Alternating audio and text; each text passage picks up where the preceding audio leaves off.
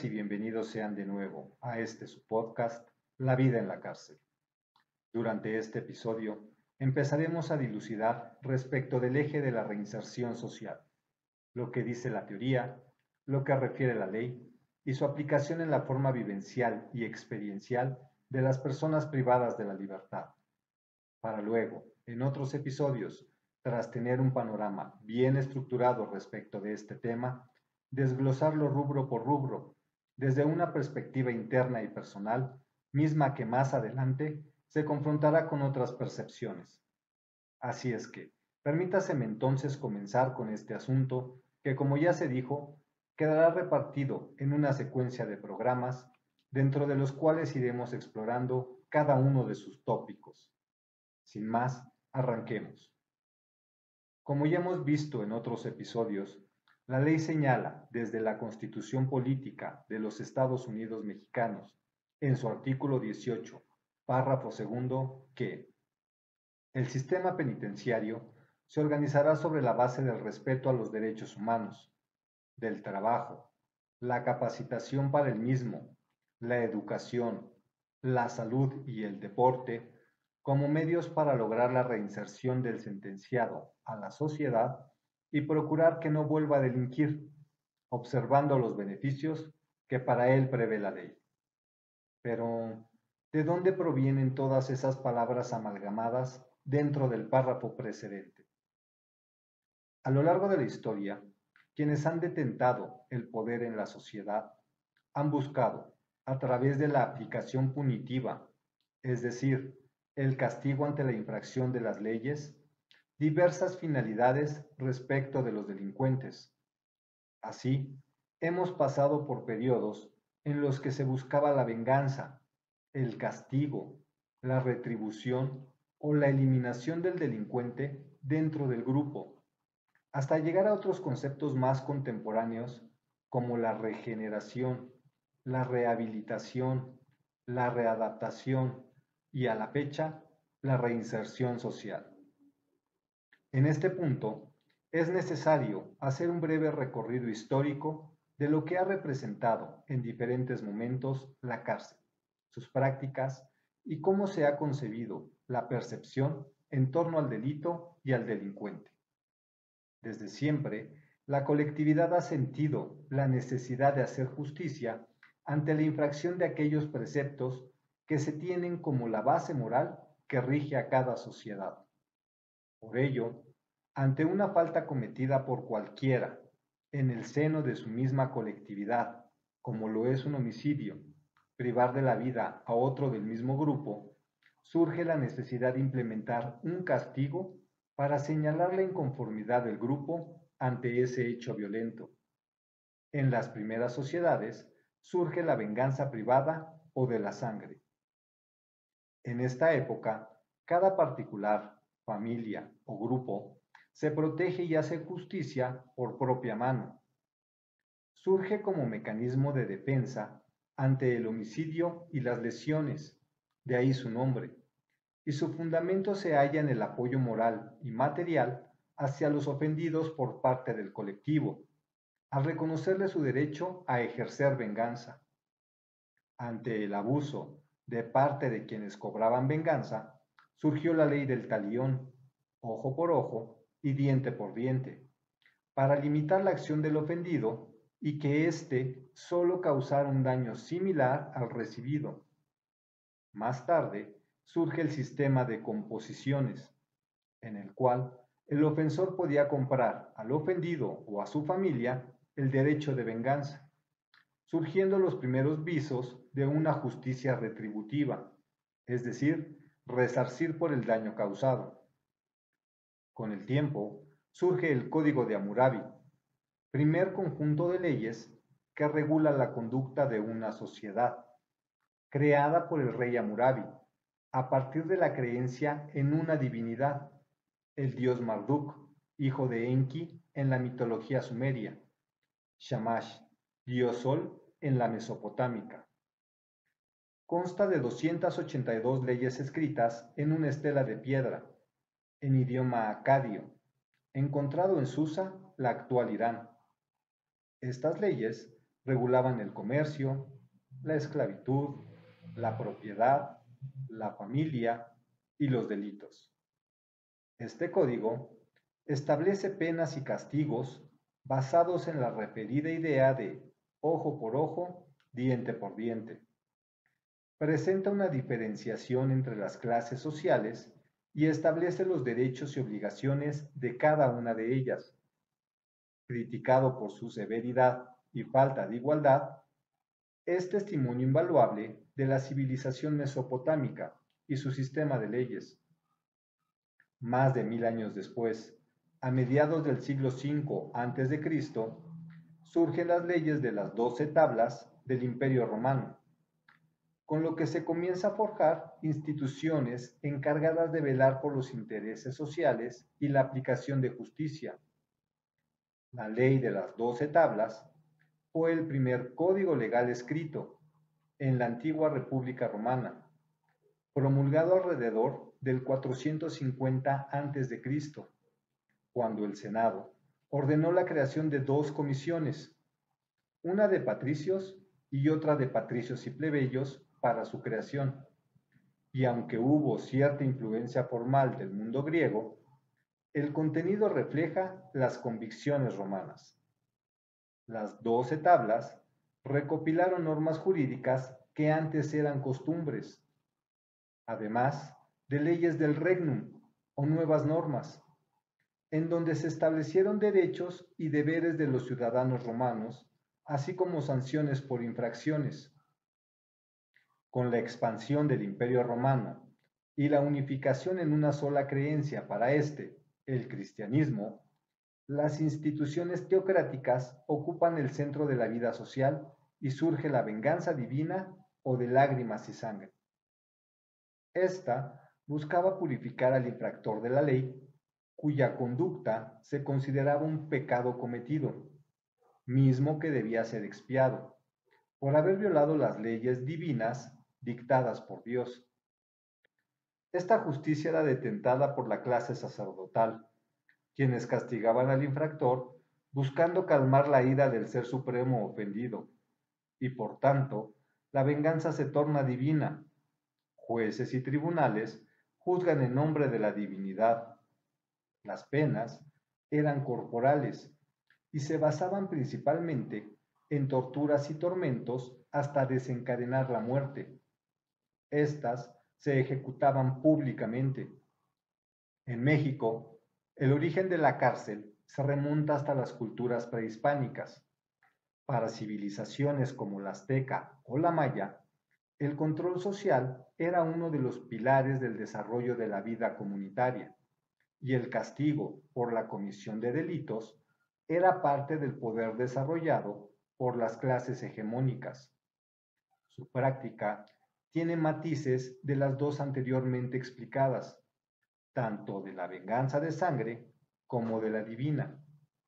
Las penas impuestas ante la comisión de los delitos eran violentas, la tortura y la mutilación eran prácticas comunes. El catálogo de penas a las que podían ser expuestas las personas iban desde la confiscación de sus bienes, ser sometidos a la esclavitud, el destierro y hasta la muerte. Y eran las clases sacerdotal y el hueytlatoani quienes imponían los suplicios. Al efecto, fueron concebidos dos lugares en los que los delincuentes eran retenidos, de acuerdo a las faltas cometidas: el cuaucalco, lugar de los enjaulados, para custodiar a aquellas personas condenadas a muerte por la comisión de una infracción o porque serían sacrificadas a los dioses, y el Teulpiloyan, donde se encontraban quienes eran acusados de cometer faltas civiles. Ya durante el periodo colonial, tras la conquista del México Tenochtitlan, el sistema carcelario de los españoles fue trasladado al nuevo territorio de la corona. Debe tenerse en cuenta que España fue un territorio conquistado por el Imperio Romano y por ende su concepción del derecho tiene orígenes e influencia occidentales, en donde tuvo presencia otra etapa del derecho penal, la venganza pública o de concepción política, esto es, el ejercicio de aplicar la pena a manos del Estado. En ella, la aplicación de la justicia quedó a cargo de tribunales que impartían justicia ante las infracciones cometidas por los sujetos. Se hace una distinción entre delitos privados y públicos en función de la afectación de intereses, ya fueran particulares o del interés público, y las penas eran públicas e inhumanas y buscaban infundir terror en la sociedad para prevenir el delito. Jueces y tribunales tenían facultades totales, las cuales ponían al servicio de déspotas y tiranos, imponiendo penas aún sobre hechos no contemplados como delitos en las leyes. De este lado del mundo, estaba basado en un conjunto de leyes, compuesto por la ley de 7 partidas, la novísima recopilación y las leyes de las Indias. Parte de estas normativas señalaban la obligación del preso a pagar un derecho de carcelaje, que hombres y mujeres debían ocupar espacios de encierro divididos y que el sustento de los reos debía ser provisto por un sistema de limosnas. Por supuesto, la tortura era una práctica común para lograr la confesión de los delitos. Para 1530 se establece en la Ciudad de México la primera prisión del país, conocida como el Calabozo del Cabildo. En ella se encerraba criminales y delincuentes comunes. En ese entonces, el sistema penitenciario se basaba en la reclusión de los prisioneros en conventos y otras instituciones religiosas. El primer centro penitenciario en la Ciudad de México fue la Casa de Recogidas, construida en el siglo XVII. Su propósito original era el de albergar a mujeres acusadas de delitos menores, como el robo del famélico, es decir, comida. Esta prisión fue conocida por las condiciones inhumanas y el maltrato, lo que generó numerosas protestas y disturbios de parte de las personas recluidas. De acuerdo con la historiadora Valeria Sánchez Michel, para 1687, una de las principales cárceles en la Ciudad de México, durante el periodo conocido como la Nueva España, era la Real Cárcel de Corte, ubicada en lo que hoy es el Palacio Nacional. En ella se consignaba a los reos que habían sido sentenciados para ir a las galeras. En estas cárceles siempre había un sacerdote que se encargaba de oficiar misa los domingos y de administrar los sacramentos. Algunas, como la de Corte, tenía su enfermería y contaban con un médico que al menos una vez a la semana atendía a las personas enfermas. Igual que en el periodo anterior, el reo, además de estar encerrado, tenía a su cargo su propia manutención. El gobierno novohispano no se preocupaba de ello. Los familiares eran quienes les proveían de comida y si no tenían quien les sustentara, debían sobrevivir de la caridad. Otra de las instancias encargadas de reprimir los delitos fue el Tribunal de la Acordada, construido en 1701, cuya lúgubre prisión acogía a los delincuentes más peligrosos de la Nueva España. Se dice que, en ella, los delincuentes habitaban galeras húmedas, sin luz ni ventilación, que no contaban más que con una estera para dormir y una sucia y vieja frazada, y que todos los días se castigaba a los presos con azotes, cadenas y ratas que les devoraban vivos, hasta que la gran mayoría eran conducidos al patíbulo. Fue a finales del siglo XVIII que en Europa se entra en el periodo humanitario.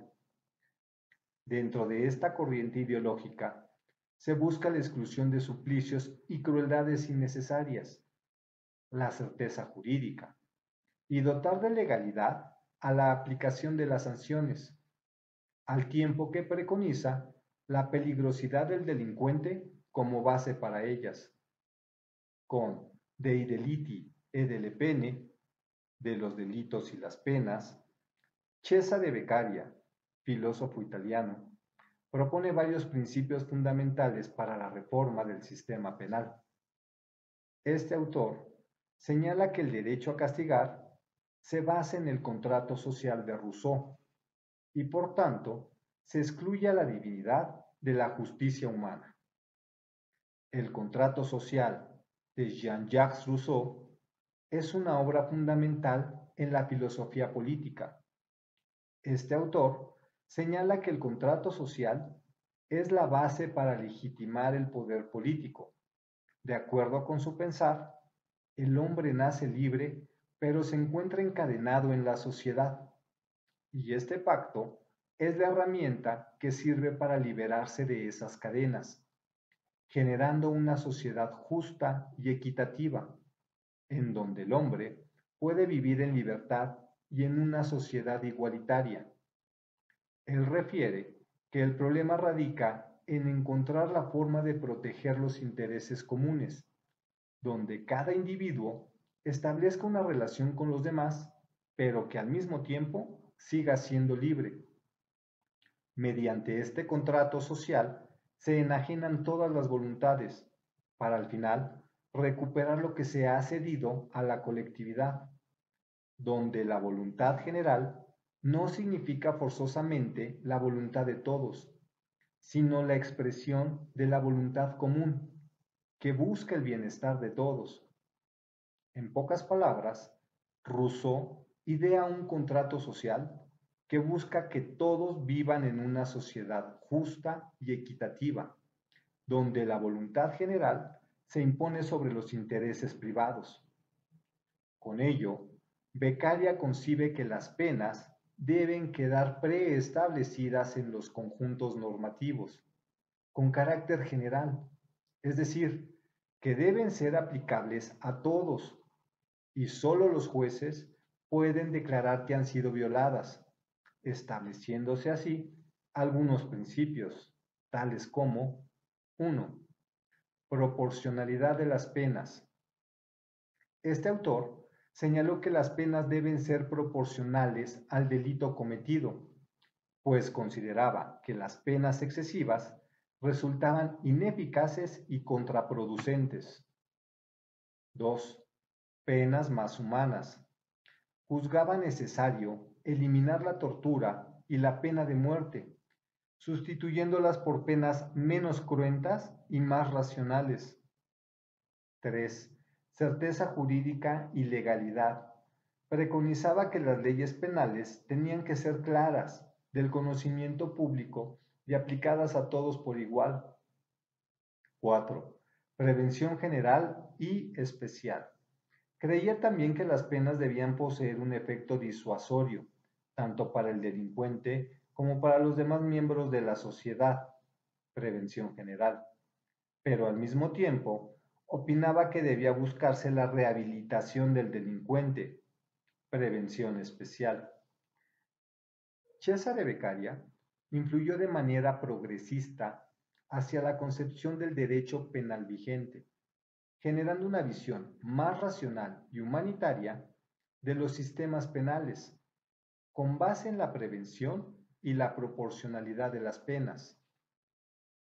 No fue sino hasta principios del siglo XIX cuando se comienza a reglamentar las condiciones de las cárceles. Con la Constitución de Cádiz de 1812, en su numeral 297, se ordena hacer de las prisiones lugares que sirvan para asegurar y no para atormentar a los presos. En México, esta Constitución sirvió de punto de partida para que los independentistas buscaran sustituir la pena de muerte por pena corpórea, logrando que, en la cárcel de la ciudad, se resguardara a los que estaban sentenciados a trabajar en obras públicas, tales como desasolvar las acequias y reparar los empedrados. Un año después, Morelos, en los sentimientos de la nación, establece la prohibición de la tortura a los reos. Ya en 1840 se producen reformas constitucionales y en su artículo 133, fracción 5, se dispone la mejora de las cárceles.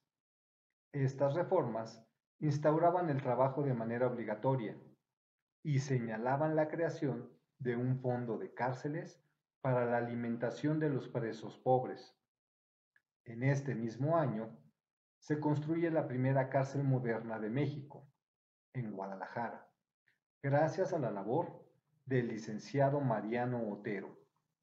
Para mediados de ese siglo, las cárceles del país ya estaban divididas en secciones para incomunicados, detenidos y sentenciados. En la Constitución de 1857 tiene lugar la abolición de la pena de muerte y se señala que el poder administrativo queda a cargo del establecimiento y manejo del sistema penitenciario. Mas no fue, sino con el primer Código Penal del México independiente, elaborado por el licenciado Martínez de Castro, ministro de Justicia en tiempos de Benito Juárez, promulgado el 7 de diciembre de 1871, que se dejó de aplicar la legislación virreinal en México. Desde luego, la influencia externa en este código es muy notoria, aun cuando la comisión redactora, encargada de su elaboración, hizo un intento considerable por hacerlo adecuado a las necesidades del pueblo mexicano. El Código Penal de 1871 usó de ejemplo el de España de 1870. Hacia finales del siglo XIX, en 1863, la cárcel de Belém fue una de las prisiones más representativas del país, sustituyendo a la cárcel nacional de la Acordada y precediendo a la penitenciaría de Lecumberri. Con ella se marca el tránsito entre la cárcel de la Acordada y Lecumberri, que era la cárcel de última generación. Las condiciones de vida al interior eran infrahumanas. Presas y presos no contaban con camas ni catres, y vestían harapos, pues nunca se les dotó de vestimenta. La comida insuficiente les era servida en los sombreros de los presos si no contaban con un viejo cacharro de barro. Las mujeres estaban obligadas a prostituirse con los celadores, y todos estaban obligados a hacer sus necesidades en barriles, por lo que se presentaba con frecuencia enfermedades como la sarna, sífilis, herpes y o escorbuto. Estas condiciones eran causa de numerosos suicidios. Junto a la fortaleza de San Juan de Ulúa, esta cárcel de Belém marcó el régimen penitenciario que habría de ser observado durante los primeros años del Porfiriato. Dentro de este periodo, se escogió la prisión como a la reina de la pena en México. Entre 1885 y 1910, con la construcción del Palacio Negro de Lecumberri, se pretendía cambiar las condiciones de vida precarias en que vivían los presos en la cárcel de Belém. Con este hecho, entramos en la época moderna de las prisiones en México, dando desde los preceptos constitucionales del instrumento de 1917 un lugar a la privación de la libertad, con la generación de un sistema penitenciario. Para este entonces, el delincuente era considerado como un degenerado, como una persona mala, idea que se tomó de las teorías criminológicas correccionalistas, que señalaban que el delito provenía del interior del delincuente, como una parte intrínseca de su personalidad, por lo que se hacía necesario someterle a un tratamiento al que se le llamó progresista y que consideraba que el trabajo sería la herramienta idónea para corregir a la personalidad del infractor. Así, Lecumberri se convirtió en una cárcel regida por un modelo de regeneración de delincuentes a medias, toda vez que las condiciones de infraestructura y de calidad de vida de los presos no daba para ponerles a trabajar a todos con un jornal digno, por lo que, como en todas las épocas, la mayoría de los reclusos ocupaban su tiempo en desperdiciarlo de forma ociosa. Este lugar era en verdad muy temido, debido a la enormidad de su construcción, a que era el hogar de los peores asesinos del país, que ahí se cometían infinidad de abusos a los presos por parte de los guardias y por las condiciones en las que se encontraban. Como ya se mencionó, fue en el Congreso Constituyente de 1917 donde el diputado José María Truchuelo sostuvo que las autoridades penitenciarias habrían de recabar informes diarios para saber si aquel individuo ha adquirido hábitos de moralidad, porque el moderno castigo de un individuo no consiste precisamente en extorsionarlo, sino simplemente en privarlo de su libertad para que se regenere y se eduque. En la Constitución de 1917, en su artículo 18, se acepta la pena como medio de regeneración, señalando que los gobiernos de la Federación y de los estados organizarán en sus respectivos territorios el sistema penal, colonias penitenciarias o presidios sobre la base del trabajo como medio de regeneración. De facto, no se produjo ningún cambio trascendental. La sobrepoblación propició la corrupción. No hubo un adecuado tratamiento ante la falta de trabajo. Solo se generó hacinamiento, promiscuidad y vicios, sin ningún tipo de respeto por los derechos de los presos. Durante 1933, ante la desaparición de la cárcel de Belén, se presentó de nueva cuenta la mezcla de procesados y sentenciados, así como de hombres con mujeres al interior del Palacio Negro. Años más tarde, el presidente Miguel Alemán manda a construir la cárcel de mujeres en Santa Marta, Acatitla, mas esta no entra en funciones sino hasta 1954, bajo el régimen de Adolfo Ruiz Cortines, quien se dio a la tarea de edificar la actual penitenciaría hacia 1957, para entrar en funciones un año después. Hacia mediados de la década de los 60, a los internos se les consideraba como personas psicológicamente desviadas y se hablaba de que la persona tiene que ser objeto de tratamiento, no como una persona de derechos. Con la reforma constitucional de 1964-1965 se institucionalizó la readaptación social, cuyas bases son el trabajo, la capacitación para el mismo y la educación. Y por primera vez se contempla desde la Carta Magna la separación de hombres y mujeres. El texto señalaba expresamente en su artículo 18 que, solo por delito que merezca pena corporal, habrá lugar a prisión preventiva.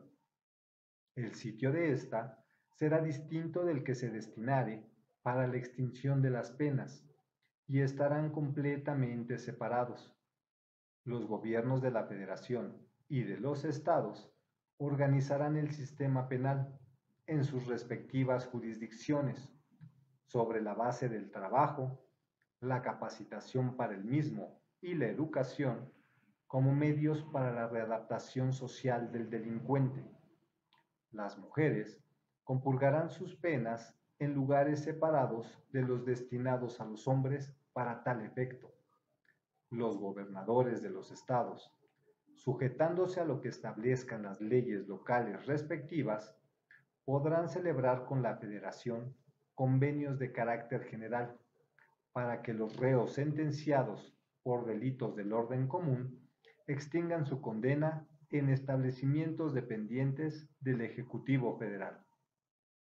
Aquí se adopta la idea de la readaptación social en vez del concepto de regeneración, pasando de una noción esencialmente moral a otra netamente jurídica. Su propósito se centra en la generación de habilidades para la vida en libertad, al tiempo que se ordena la separación entre varones y mujeres.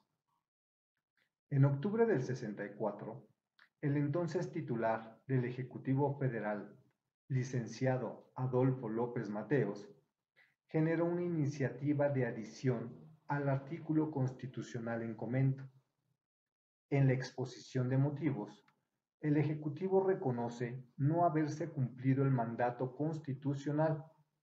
Señaló incumplimiento respecto de la separación entre procesados y sentenciados y en la organización del trabajo, sin que se consiguiese el fin de la pena previsto en la Constitución de 1917, la regeneración. De igual manera, señaló que, en materia de infraestructura, se construyeron edificios que fueron adaptados y no resultaron útiles para el cumplimiento del fin, ni para el control de los internos peligrosos, y que, al estar situados en el perímetro de las poblaciones, daban lugar a que los internos siguieran delinquiendo desde dentro, gracias a su conocimiento del medio y las relaciones que conservaban con otros delincuentes en el exterior. Desde la doctrina, el heroico Congreso de 1964 señaló que la finalidad última del derecho penitenciario es la readaptación social del delincuente, superadas ya las corrientes de opinión que consideran la pena como una retribución necesaria a quien ha violado el orden social o como un medio de expiación o intimidación sin ningún fin ulterior. En la actualidad, las legislaciones más avanzadas reconocen ya no la imputabilidad basada en el libre albedrío y la culpabilidad moral, sino la responsabilidad social derivada del determinismo y la temibilidad del delincuente, de lo que resulta que los fines esenciales de la pena son la defensa social y la regeneración del sentenciado. 2 años más tarde, surge una ley que fija las normas de la readaptación social e impulsa la formación de una rama jurídica, hasta ese momento inexistente en el sistema penal mexicano, el derecho penitenciario. Solo como comentario, y sin profundizar demasiado en el tema, por carecer de espacio para ello en este trabajo, estos cambios tienen su principal fundamento en los instrumentos internacionales que México signó en años precedentes o posteriores, tales como las reglas mínimas para el tratamiento de los reclusos de la ONU en 1955 y la Convención Americana de los Derechos Humanos de la ONU en 1969. En otros capítulos daremos cuenta de estos tópicos.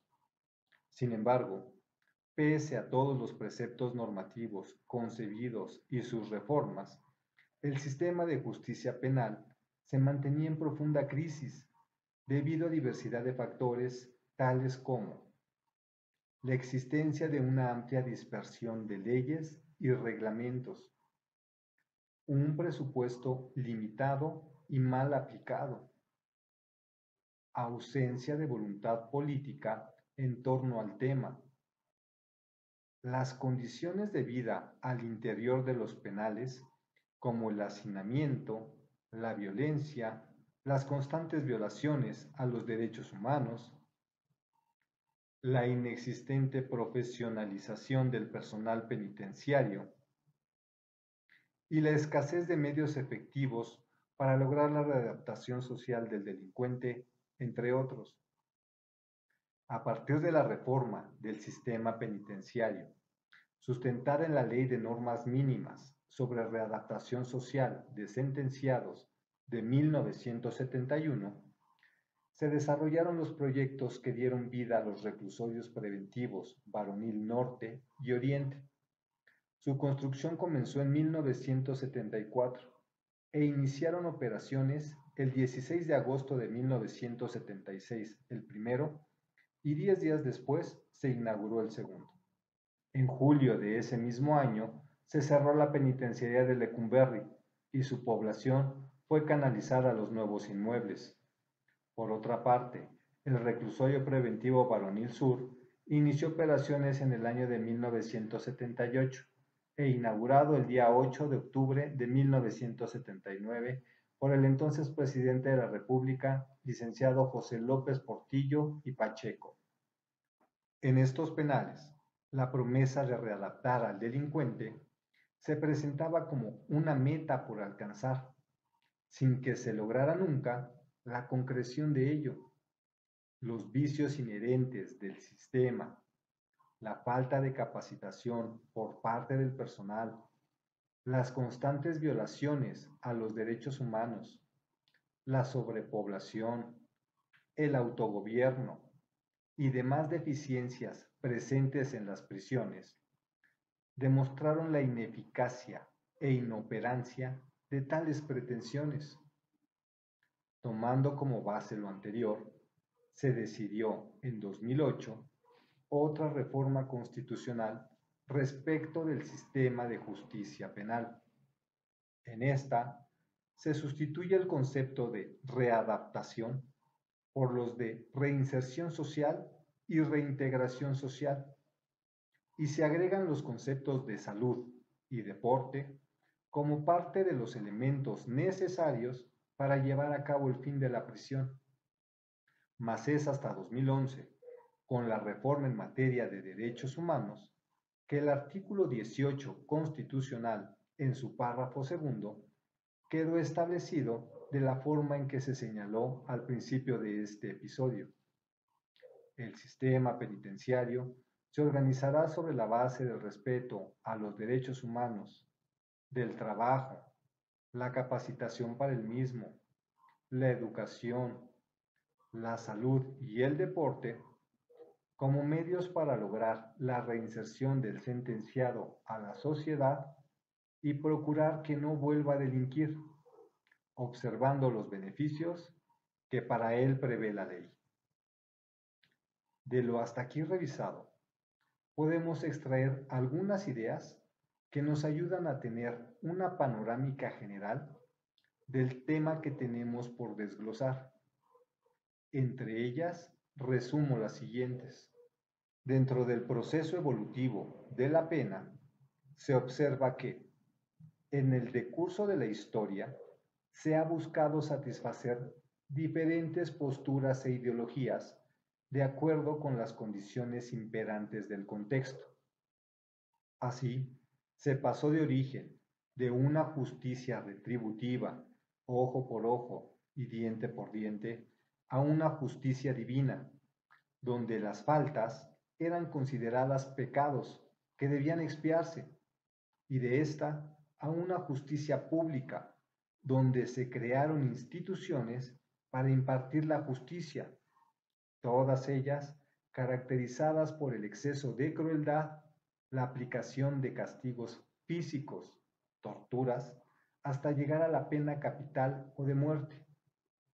De ahí a un periodo humanitario que pretende garantizar una impartición de justicia más humana, equitativa con el delito, y con ello a la necesidad de generar prisiones para resguardar a los señalados como culpables de los delitos, y de aquí a las concepciones científicas que derivaron en las teorías regeneración, readaptación y reinserción o reintegración social, donde no han sabido qué hacer con las personas recluidas y cómo hacer para evitar que sigan delinquiendo, incluso desde adentro.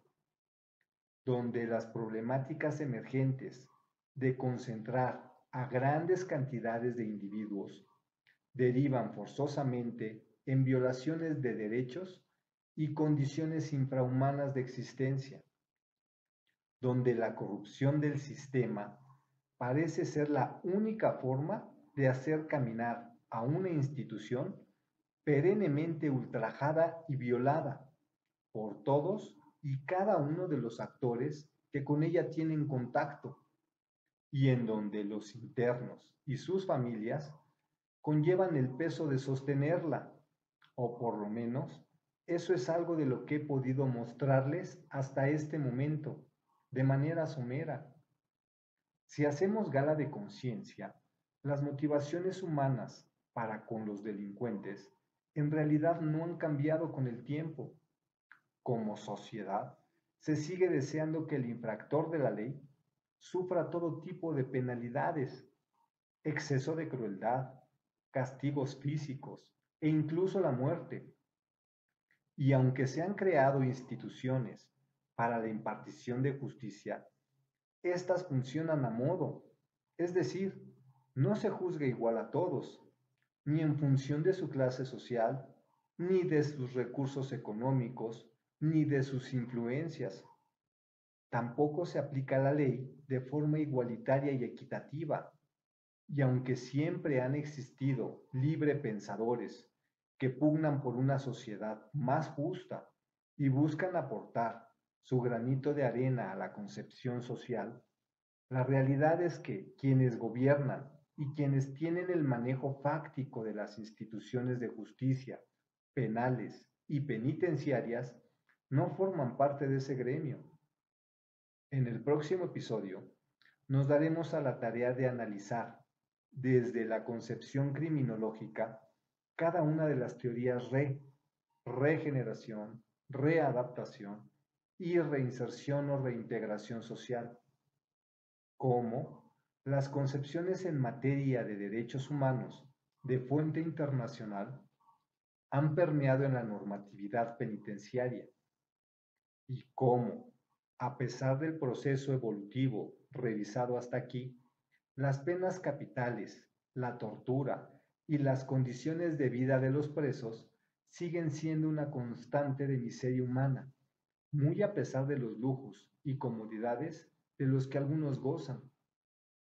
Por último, les dejo una frase del doctor Alfonso Quirós Cuarón, padre de la criminología mexicana, para que la reflexionen. Pena sin tratamiento humano es venganza. Sin más, agradezco profusamente su atención, recordándoles que yo soy su servidor y amigo Jaltor Gabé, esperando que este material llegue a convertirse en asunto de su interés y que sirva para ilustrar y visibilizar paulatinamente la problemática presente en las prisiones, toda vez que sus efectos pueden sentirse y verse reflejados en la vida de la colectividad. Si te ha gustado o parecido interesante el material, no olvides dejar tu like y compartirlo con tus amistades. Entre mayor difusión le demos, todas y todos, a la diversidad de problemas sociales que enfrentamos como comunidad, será más fácil tomar conciencia de ellos y encontrar soluciones en la búsqueda de conformar una mejor sociedad. Si te han surgido dudas o sugerencias, házmelas saber a través de los diversos canales con que cuentas en mis redes sociales. Ten por seguro que serán valiosas aportaciones en la generación de un contenido más afín con tus intereses. Que Dios llene sus corazones y nos bendiga a todos. Hasta la próxima.